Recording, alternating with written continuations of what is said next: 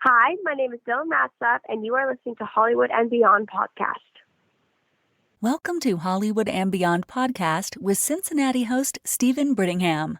Experience meaningful and in-depth interviews with Hollywood's most interesting people. Enjoy the show. Hi, Steven. This is Emily Proctor calling you.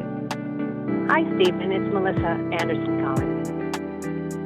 Mr. Brittingham, this is Bill Duke. How are you, sir? Steven, this is Patrick Duffy. Welcome to Hollywood and Beyond Podcast, your home for meaningful and in-depth interviews. For more guest and show news, please visit hollywoodbeyond.net. You can receive all the latest episodes of Hollywood and Beyond with Steven Brittingham delivered to your favorite listening device by subscribing to the show on Apple Podcasts, Podbean, Spotify, iHeartRadio, or whatever happens to be your favorite podcast listening service. Don't miss out. Tune in. Hi, friends and listeners. This is host Steven Brittingham. Do you happen to have a question or a comment for me? Or perhaps you feel that you might make an interesting guest here on Hollywood and Beyond. Whatever your reason may be, please feel free to contact me anytime directly at the show's official email address. That would be hollywoodandbeyondshow@gmail.com. That is hollywoodandbeyondshow@gmail.com. I look forward to hearing from you soon.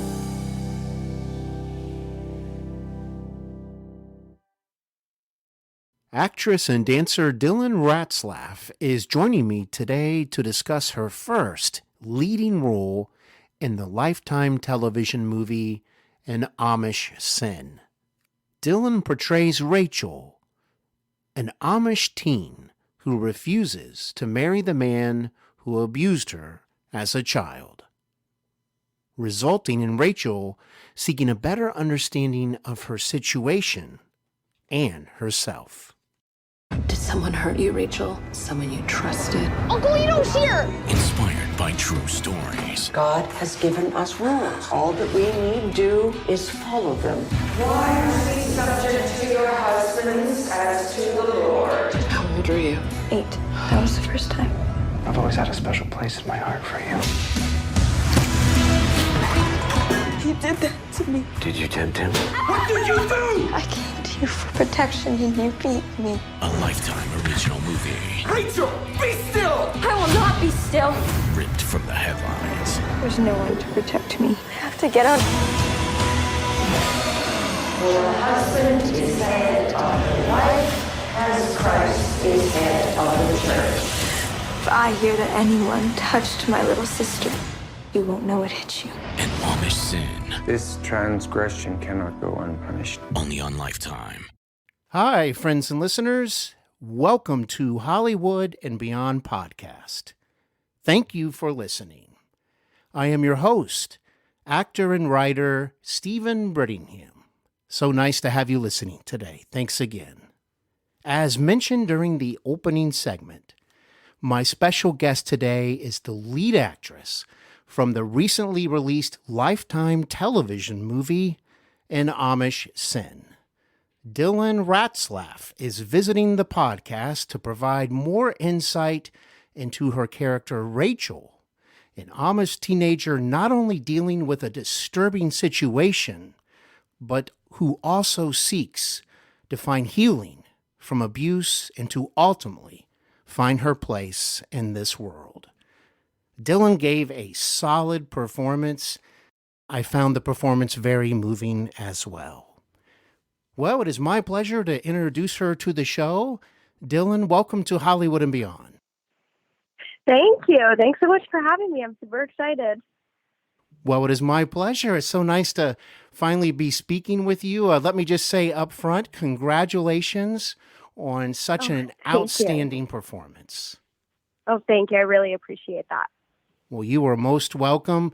I'm so impressed. I tell you what, before we dive into the backstory of your character and some memories from filming the movie, I thought I would begin by asking you about where you grew up, but also about what I hear is a bell pepper farm. Is that where you're currently residing? So yeah, I grew up, it's kind of funny. So we have 4 families on the farm. I was really fortunate to like grow up with every single family member around me. So I think it's a 97 acre bell pepper farm. And I lived there with my parents, and then I had 2 sets of cousins and then a set of grandparents there. So there's 4 families that lived there. And that was basically my upbringing until I was 20. And then I recently, actually, just a year ago, moved into my own apartment. And so I definitely visit frequently there. But now I'm kind of a little bit more independent. But yeah, you got that right. It's a bell pepper farm, which is, I don't know, it's not very common, I would say, to have an upbringing there. That's so nice. Well, you're correct. Yeah. I have spoken with many folks who have, grew up on a farm. Even in my first few years, I was on a small farm, had horses and a goat and some ducks, things like that. But I've never really spoken with anybody that had that size of a pepper farm. That's amazing to me. Yeah, it's so funny because like I tell people I live on the farm, they're like, oh, like that's cute, and like it must be so little and quaint, and I'm like, it's actually like it's a big production. Like we sell to like people in the States and like save on foods, and so like yeah, like that's like there's a lot of people with like jobs there. So like my dad works there as well as my uncle, so like provides a lot of jobs for the family. But yeah, it's a big production. Well, it sounds like a very cozy place too, a fun place to be at, and be surrounded by family. So that's just so good to hear. Yes, yeah. Well, I tell you what. Before we start discussing your acting, I would like to ask you about your dancing background, because that's basically how all of this began for you, your artistic journey. Could you share how that started? And I believe you are very skilled and talented in a wide variety of dancing. Oh, thank you. Yeah, so dance was like pretty much my first love. As a child, like I just struggled with like a few behavioral issues, I would say. I just had a lot of energy and was just a really big extrovert. So anytime I felt any sort of emotion, anyone who was around me definitely knew what I was feeling, kind of thing. And so my parents were like, right now this is kind of like a bad thing with how I was reacting to situations. They're like, we need to turn this into a good thing. And so they tried dance as an outlet for my emotions, and it immediately stuck. It really helped. And my parents were thankful because by the time I was done at dance, I was just exhausted coming home and decided to start acting accordingly. And so that was really good for when I was younger. And then it kind of brewed into an actual passion when I was older. I think I started to get really serious at about 12 years old, which is pretty young to get serious about something. But I just knew I wanted to do this. And so in grade 7, halfway through, I decided to actually switch to online school so I could put more hours into dance. And from there, I got to audition for like dancer roles on productions. And that's kind of how that started with the acting. But yeah, I've trained in all styles, jazz, lyrical hip hop, tap, ballet. I've even done like circus work. I've done ballroom. And it really was like important to me to be a well-rounded dancer. And so I would just put myself in uncomfortable situations all the time and go into a ballroom class and not know any of the steps and just trying to pick it up. And so that was kind of what I really tried to do in dance. And I think that's also been an asset for me in acting and just diving into new techniques and all of that. And so, yeah, that's kind of where that started with dance. And I still am a dance teacher to this day. And so that's kind of like, I guess you could call my stable job because, in the acting world, you never know when your next job's going to be. And so I actually teach anywhere from age 3 to age 18 weekly. And so just getting to stay involved in the dance world, which is super awesome. That is incredible. How exciting. You get to have I guess they call it a day job, but in reality, It means much more to you than just a day job. And you get to do something you're really good at. You get to instruct others while you're seeking out acting opportunities. Oh, totally. I feel so fortunate that like both kind of my jobs are like in the artistic field, and that like I truly love what I do, because I know sometimes actors really have to just kind of lug it through and work in a restaurant or something like that. And I just feel fortunate that I can still like stay involved in what I love. Well, I'm very happy for you that you have that opportunity. I should tell you, I've actually seen some of your dancing via videos on YouTube. I viewed them the other day, and what stood out to me was your passion for it. And also, I happened to notice that you are very good at twirling, just so you know. Thank you. Well, I spent a lot of years practicing.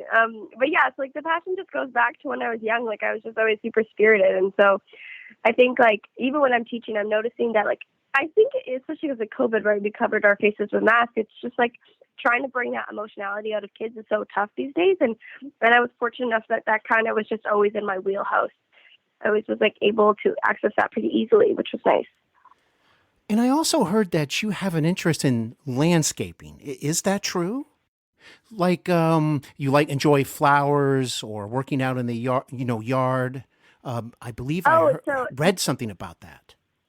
Yes. So during COVID, kind of when everything stopped, especially like both acting and the dancing, my dad offered us work as landscapers on the farm, and so that's what we kind of did for a couple months there. And so, I mean, I liked it at certain times. Certain times I maybe didn't like picking the weeds, but yeah. And I also just like enjoy outdoors. Like hiking is a big thing for me, especially because I live in British Columbia, and there's like, oh my gosh, the landscape is so beautiful. Anywhere from like oceans to like mountains, like you get it all pretty much there. And so I do love just being outdoors here. Dylan, that sounds absolutely beautiful. Well, I have to tell you, I have a green thumb. I got it from my grandmother who raised me. And I tell you what, for me, it brings so much, like, it clears my thoughts. It gets me re-centered. And I just love it on a beautiful day, watering plants. And then I get to see them grow from spring to fall, like some that get extra big. And I don't know, I love that little journey of seeing them grow. And then I love it like next year when I will see some come back. It's like, oh, wow, there you are. Sometimes I forget where they are, too. Oh, it's so rewarding. It's so rewarding.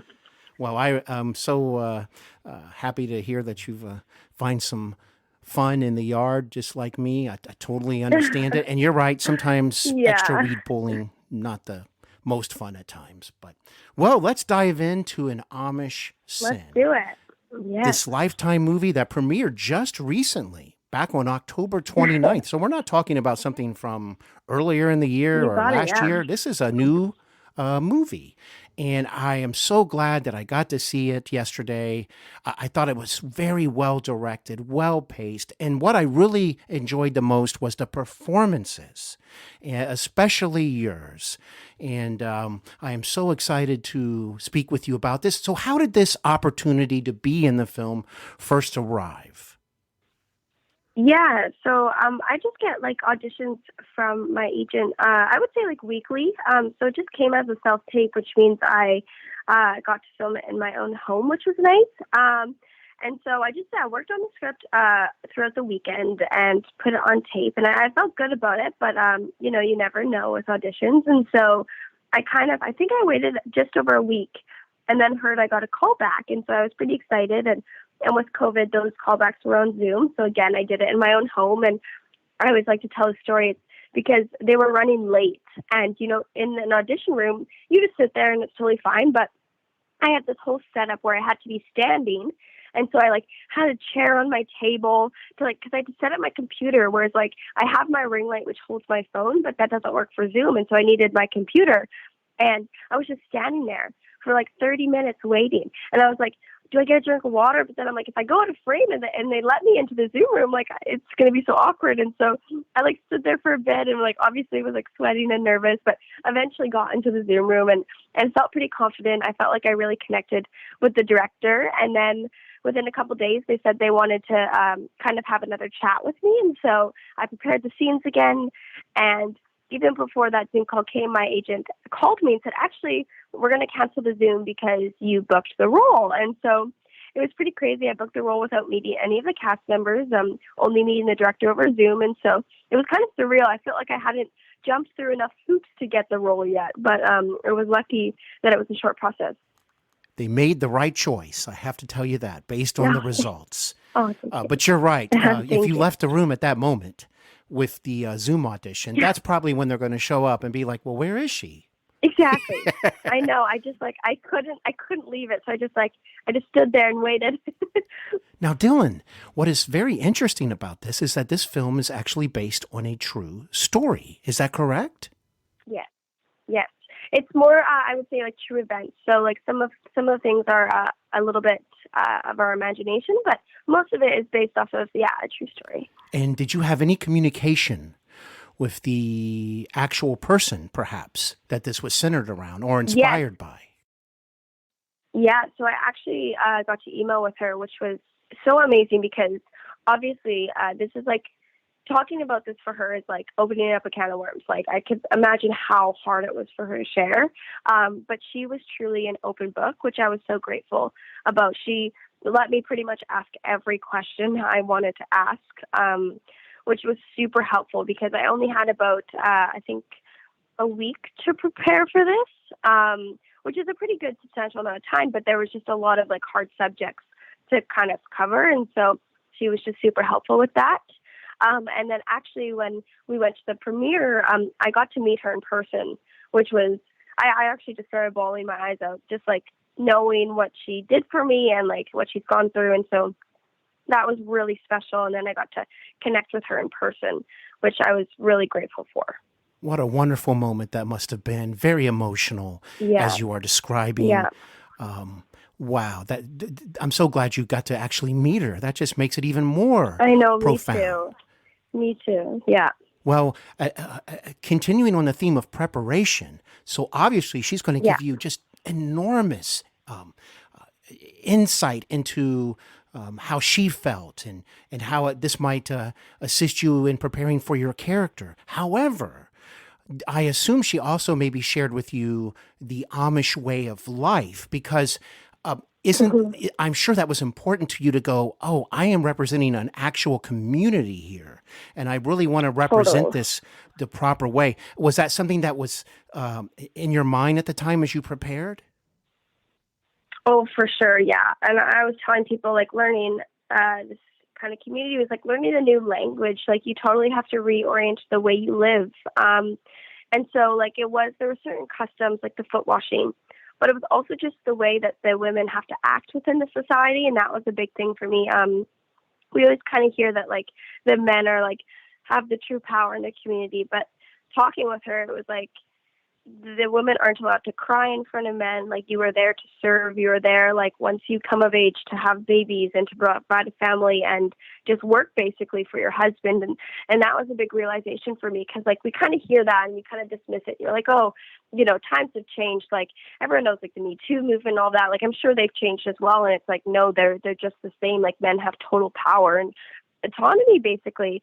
And that was a big realization. So I worked through that with her. But again, those Amish customs, like some things like, oh, when you leave the community, you're supposed to be wearing the black bonnet and stuff like that. Those little details that, we have no idea about. So if we ever had a question, she was kind of like she was on call and we would just ask something. If our strings had to be tied on her cap or whatever it needed to be, she was just there and ready to answer our questions.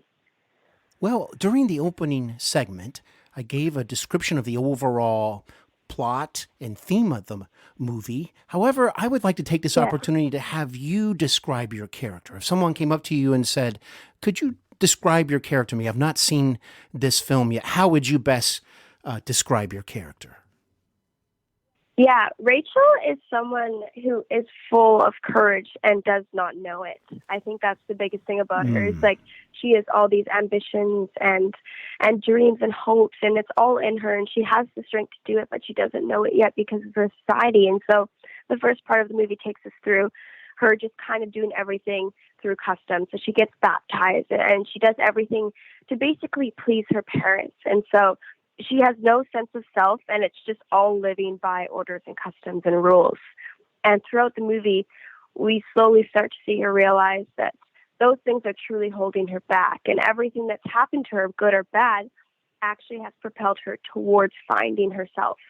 And so whether that be that there is her sexual abuse or her parents kind of shoving rules down her throat or whatever that is. It all seems super bad, and it totally is awful that that's ever happened. But it does propel her to find courage. And so she goes through these series of events where she goes into the outside world and is completely scared and does not know what to do. And yet she finds the strength within herself. And we kind of have the symbolism of water, and she truly is like washed clean. It's like she gets the second baptism throughout the second part of the film. And so that's kind of Rachel's journey throughout this film. That was an excellent description. Thank you, Dylan. I really enjoyed listening to your answer there. Thank you so much. And, I would just like to add and back up everything you said, because for me, and I'm sure many others, it wasn't just about Rachel leaving the Amish community, even under those circumstances, and then suddenly she's out there in a whole different type of world in the big city and so on and so forth. It was about finding a way to her heart, who she really was as a young woman. And to me, that's one of the things I really enjoyed about the film. Yeah, and it's so funny because there's little hints of it throughout the movie that you can see. And something that I always ask the people is, do you know the significance of the doll? So the doll is shown at the very first opening scene, and then it's also shown in the last scene. And in the very first scene, the doll has no face. It's just a plain doll with nothing on the face. And at the end, Bevan has drawn this face for me. And that to me is like, okay, that's the movie right there, is the doll. The doll gets a face. And so there's little hints of that throughout the movie that we kind of tried to plant, and it just shows the theme throughout. And it's like something when you watch it first, you probably don't even recognize it. And if you watch it again, you start to see those little things that we show that, yes, it's about leaving this terrible situation, but it is truly about finding herself. Well, next time I view the film, I will definitely be on the lookout for that. I mean, I did notice the doll, but, for some reason that was something that got by me. And perhaps I was taking notes at that moment, and maybe it just kind of slipped by me. But yeah, I will look for that. Thank you for sharing that. That's very significant to the story. Dylan, something that I was impressed with, there's actually quite a list, but one of the things is, in the first part of the film, your character, Rachel, was not speaking very much at all. Yet, for me, you were saying so much through your eyes. Yeah, that was a big thing that we worked on. You're totally right. Is that the only speech that really happens is kind of with my parents and in a private setting, which is so funny. You're just like in the public, you don't really get to talk much. And then you kind of can talk with your parents at a private setting.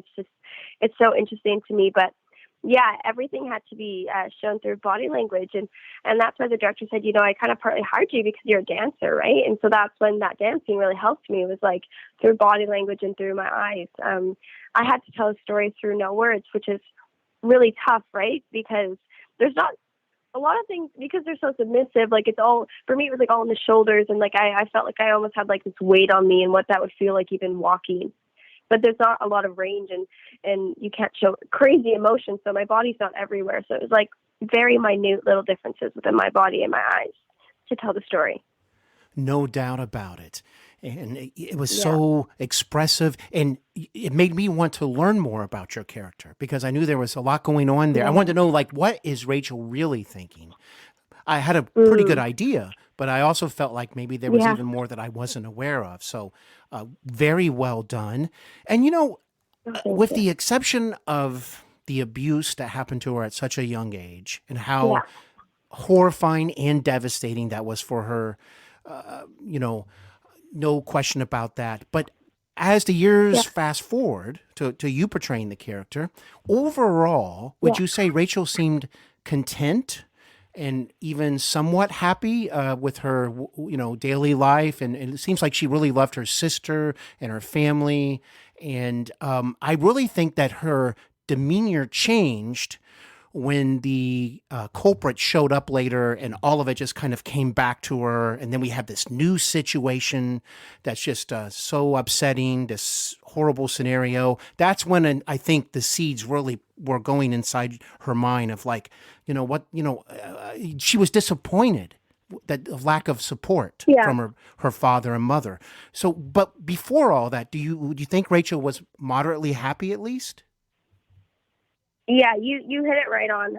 Thank you. Especially with her sister, right? That's a big thing. Yes. Is like the reason why she didn't want to leave is mainly because of her sister, right? Like Yes. she just loves Bevan so much, and although her parents, like, they never look like they truly love her in a sense, she knows that they love her, and she always wants to please them. Like, there is that feeling of, like, I don't know, like we all have it with our parents. Like, you want to make your parents proud in a sense, and so she has that feeling within her. And we kind of said, like, although there's a lot of bad things we show about the Amish community, there is something beautiful about the sense of community and knowing we all have a role in a sense.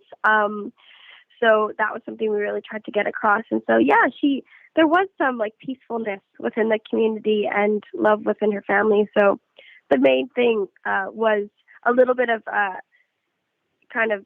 never being allowed to be herself and having Ito in her life. Those were kind of like the two things that made her leave in a sense. And as it went along, she started to realize that, you know what, I'm also an individual.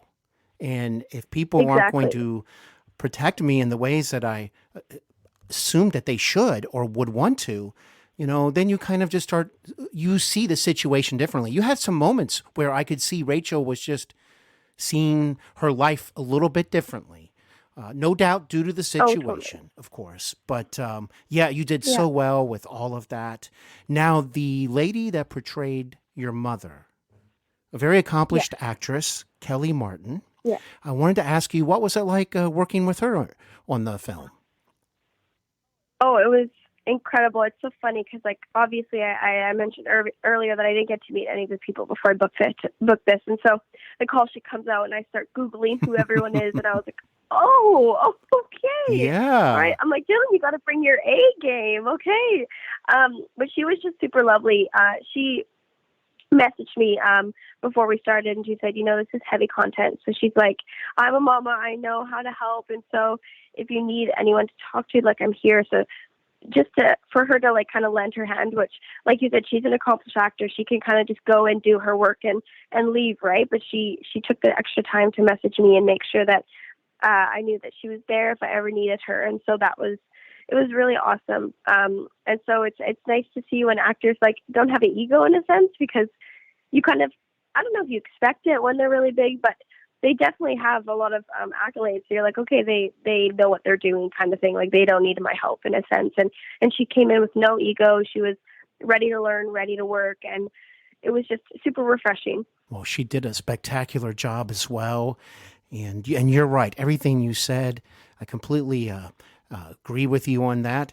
Had you ever seen her on the television show? Yes, a few years ago, but it's one that really stood out for several years. Life Goes On. Had you ever seen an episode of that before working with her? So I hadn't seen it before, but then I decided to, when I switched up, I watched a few videos. And then what was cool is that the director of this film directed Life Goes On, some episodes. Wow. And so what a connection there. Yeah, he had a good relationship with Kellie. And that's kind of how, so they often love to talk about what happened on set. And so I felt like I was, like, behind the scenes of the Life Goes On set, in a sense, because I kind of got to hear all the backstories a little bit. Well, before I ask you about another cast member, I'd like to take this moment. It seems the perfect time. What was your experience like working with the director? Oh my goodness. I tell everyone I got the golden ticket with him because he was so amazing with me, with this being my first lead role. It wasn't like, okay, Dylan, you need to know what you're doing. You're the lead role. He was like, okay, I know this is your first lead role. Let's walk you through this. What am I going to expect of you? What do you need to have prepared? And he walked me through the whole process, which I was so grateful for because I felt like a little bit of a fish out of water. I had worked on set, but, being the lead role, I was in every scene but two. It's a big responsibility to take on it. And it was something that I hadn't ever experienced before. And so he met with me. He gave me the script. He gave me all of his Amish resources. He's like, this is everything I've researched. And if I ever went to him and said, hey, can you justify this line for me? He would have something right away and would, like, talk me through it. And then if he was like, I'm not sure. And I'm like, well, what if the character says this?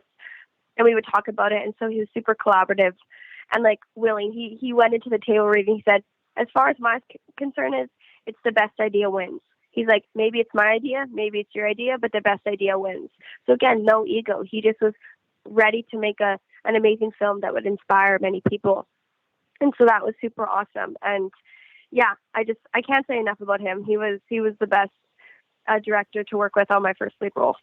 That is awesome. To steal a phrase from you, that is awesome, because that makes such a big difference to be on a set with that kind of director. And, the results really speak for themselves. Like I said, Dylan, the pacing is very nice, but it's not overly rushed either. And I think that's a little bit tricky to get that just right. Oh, totally. And it's so funny because we would have like scenes already, and then he would listen to it once. He's like, you're basically saying the same thing twice, and he would scratch out lines. And then he was always like constantly altering the scene to find that perfect pace. And then even in production, he kept cutting lines. And so I think the original cut was like 2 hours, and he got down to like an hour and 27. So he's like, people get bored. Like, you just need to keep kind of moving along and get the main points across. And so that was super important to him, was the pace of this, of the whole movie. Well, for someone who was experiencing her first major leading role in a television project or film project, I mean, it seemed like you had already done it several times beforehand. So I'm very excited to see what's down the road for you. Well, Dylan, if you can help me out with this, I can say this lady's last name properly, Bernard, but the lady who portrayed Grace, the lady in the city that assists your character. First of all, how do you say her first name properly? It's Rukia. You know, now that you said it, I should have realized that, but I often don't say it right. Sometimes when you just, we often like overanalyze it, and then we start saying the wrong things because we're like, we want to get it right. So I totally understand. Oh, well, thank you. It's funny how my mind plays tricks with me on that. And you're right. Totally. Sometimes it's like, no, it's not that. It's going to have a little twist to it that you're not expecting. But now you are correct. I can see it. Well, first of all, you two worked so well together. I felt she was perfectly casted for her type of character and role. And I really enjoyed the friendship and the bond between the two of you. And I liked how she got more invested with Rachel. At first she's like, you can, here's your room and make yourself comfortable. But then it was like, hey, I'm here for you, and let's get you some new clothes, and let's, maybe even get you a job helping me. And she was also keeping an eye on you. What was it like working with her? Totally. Oh, Rukia was the best. She honestly, so what happened was during our 3 weeks of filming, the 2 weeks were filmed in Amish World, and then we had about 4 days in Grace World. And so I had been in the Amish World for like a good time now. And then we went to Grace's place, and she just shifted that energy. You could just feel this like excitement on the set in a sense, because, the film gets much more lively there. And she really brought it, that energy, which was so awesome. And I definitely felt that shift. And immediately when I saw her, she was like introducing herself, and there was this scene that we both kind of didn't feel right about it. We weren't sure like where it was going. And she's like, hey, can I talk to you about this? And I think we should suggest this. And she's like, what do you think should go there? And immediately she just started to collaborate with me, which was super awesome. And I felt connected to her immediately, which was really cool. And as much as she was like maybe not disinterested, might not be the right word, but not as involved, I guess, in the first part, I felt that. So then I was more reserved. And as soon as she started to give me more, it was making my character a little scared because I didn't know if I should trust her. But then she just kept pressing on, and I was like, oh, she's going to stay. And so having her kind of portray that really helped me in my scenes as well. So I just kept feeding off of her through every scene. I was really worried, Dylan, that Rachel was going to run out of the home because you like you just said is like she's really just so uncomfortable, and then you described it so well, Dylan. I mean, that makes me just see those moments even more clearly. But because you were kind of like, am I inconvenience her? And that probably goes back to her Amish background. Like, she was worried about being disrespectful. Totally. I can do the cooking and all of that stuff. But wow. And what a nice moment when you actually put on a different type of outfit. Like, I believe it was jeans, right? Yes, you got it. And that was super interesting. So when I watched the film with who this story was kind of based off of, she said out of all the sexual abuse and kind of mental abuse, she said the hardest thing to watch is when Rachel took her cap off. And I was like, really? And she's like, that is something that I thought would never leave me. Like, that was the biggest thing that kind of held me to home. And that was like the final, like, kind of thread being broken in a sense. Like, that was like, you're no longer attached to this Amish community. And then it also, she's like, if I took that off, I honestly thought I would be struck down by God. So she fully believed that, like, if she took this off, like, she was going to drop dead. And it's that, it just was like, wow, they really brainwashed them. It was like a really interesting realization for me. And so it's so funny when you watch that, you're like, oh, of course it must have been so difficult to watch with Uncle Ito sexually abusing her. But for her to say, no, the hardest part to watch was taking off the cap, it was like, that is just, it's so interesting because we just have no idea, like, really what truly affects them in a sense. That was a very emotional moment, just like you described, taking that off and breaking away from that connection, making a statement, if nothing else, yet also realizing, wow, that was my home. I do miss and love my sister and family despite the scenario. Yeah, I mean, that would be a very emotional moment. And that was done very well. Another moment that I really personally enjoyed, I'd like to bring up, it's a humorous moment because I am a big-time coffee drinker. I love, I'm like a dark roast guy. I love really strong but fresh coffee. And that moment where Rachel sat down, and I think she had like some sort of those fancy coffee machines. And when she drank it, and you're like, this is the most delicious thing I have ever had. I love that moment. Yeah. It's so funny because it was such a little scene when we were filming it, but multiple people have said that that's their favorite moment. They love it. It's just, I guess good. It's like a human moment. It is. That you're just like, okay, like, this is a thing. Like, she knows nothing. Okay, we need to deal with this. And it was just like, a cool moment for Rachel. And you know what I liked about it was the script, because sure, I was kind of expecting your eyes to get kind of big and go, oh, okay, like have a reaction, right? I think it's what your character says that makes it so endearing, is because I just did not expect her to say, this was the most delicious thing ever. I mean, it was great. And then if you love coffee and you're watching it, you totally get it. Oh, yeah, right? I know. I'm a coffee drinker myself, and so I could definitely relate to it. I have about 2 to 3 cups a day, so. Same here, and I read that you have a coffee bar at home. Is that true? Yes. Oh, I do have a coffee bar. I have the whole setup. I know. Well, can you give me a brief description? Like, is it a big fancy machine? Do you like to ground your coffee, or like how's your whole thing with coffee?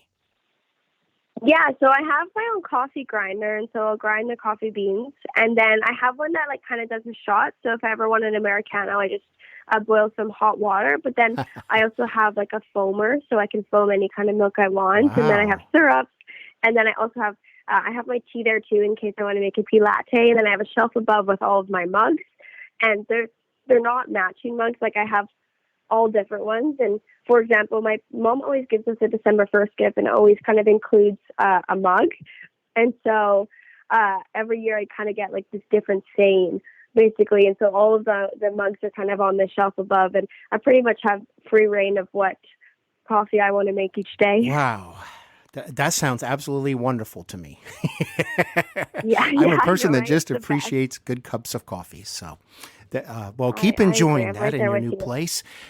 Dylan, I would like to backtrack briefly because it ties into what you were saying about, finding who you really are.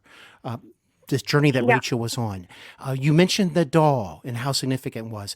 I wanted to bring up, though, a touching moment. In fact, this would rank as one of my favorite moments in the film. Okay. And that would be... I'm curious. Well, here we go. Let's see what you think about this. It was actually your character's mother's little box chest that she had. And when you, and I believe your sister opened it up, the items that was in it and how it said that she too was actually very much like Rachel at one time. Yeah. Because throughout the film, she's pretty much, she's going by the book. I mean, she obviously loves Rachel, but she's going by the book. She's totally invested. And yet, here's this other side.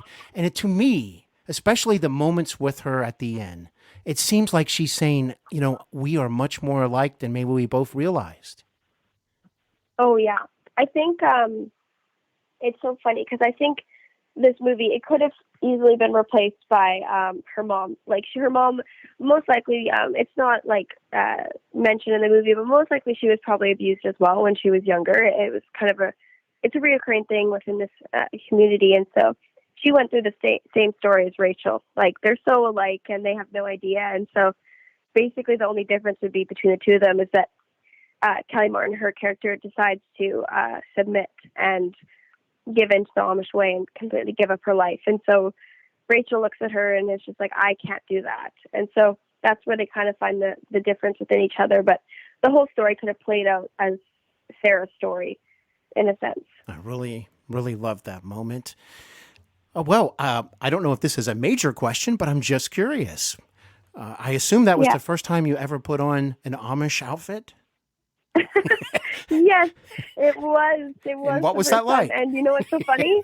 Oh my goodness. I kind of chuckled a little bit because I was just like, this is not something I would ever like wear myself. And I was like, okay, this is what I'm living in for the next couple of weeks. I got to get used to this. And so it's funny because I'm actually sitting across, I'm looking at my cap right now because production let me keep my kind of my bonnet, my cap.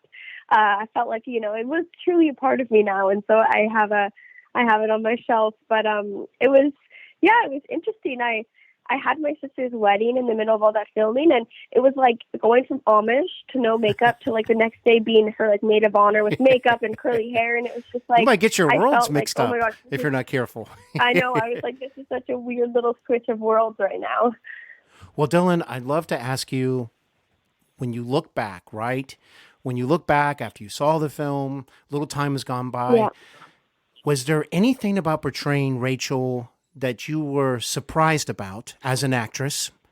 And did you learn anything from her personally? Yeah, I think the biggest thing was that like doing that film like made me realize that I could like take on a role like this and be able to do something because, I'm from a small town and I started as a dancer and only been acting a couple of years. And so I never fully felt like this was like in my wheelhouse in a sense. And so I would say like with Rachel finding the courage, like I actually started to find the courage within myself to take on a role like this. And so in a lot of ways we're very different, but in a lot of ways we're similar. And I feel like everyone can kind of connect to that because I truly believe everyone has that courage in them. It's just like whether or not they access it. And so being able to see just how brave Rachel was, like sometimes we actually discount how hard it would be for her to leave that situation. Like, she'll find herself in the real world. Like it's all good, but like the Amish people, they only have up to an 8th grade education. So they have no education to get a job. They have no money.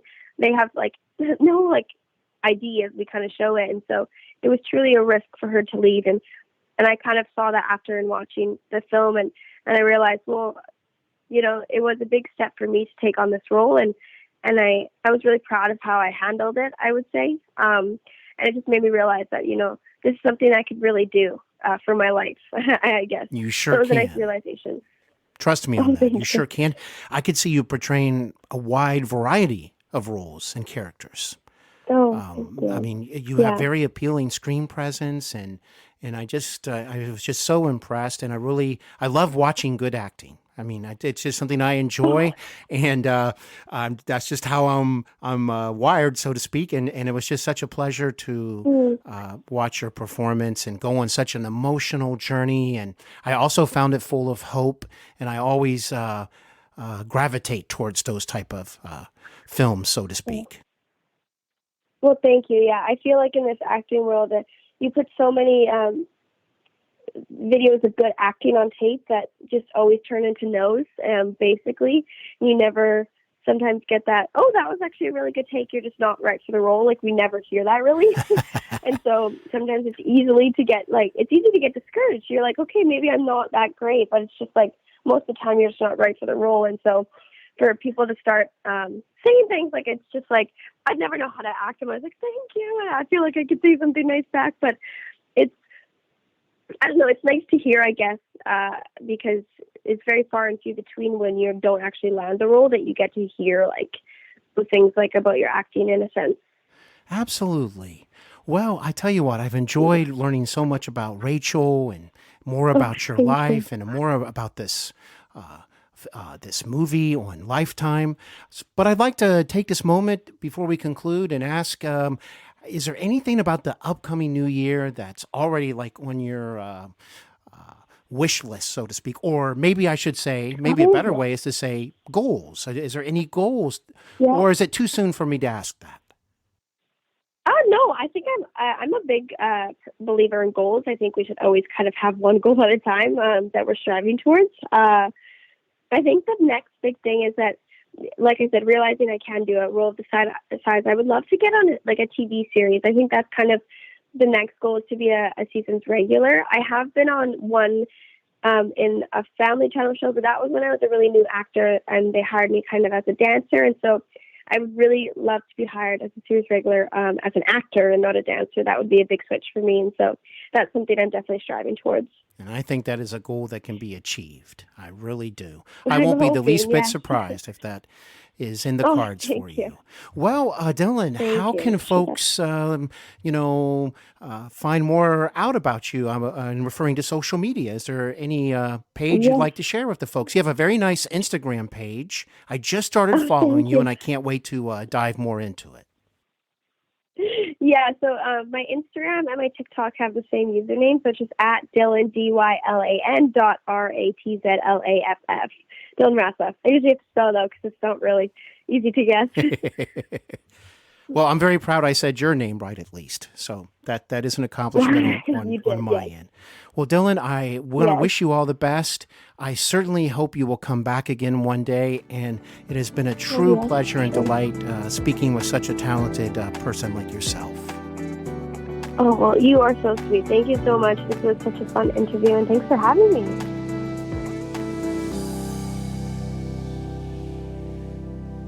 Hi, this is Carrie Mitchum. Hollywood and Beyond Podcast is produced, edited, and hosted by Steven Brittingham.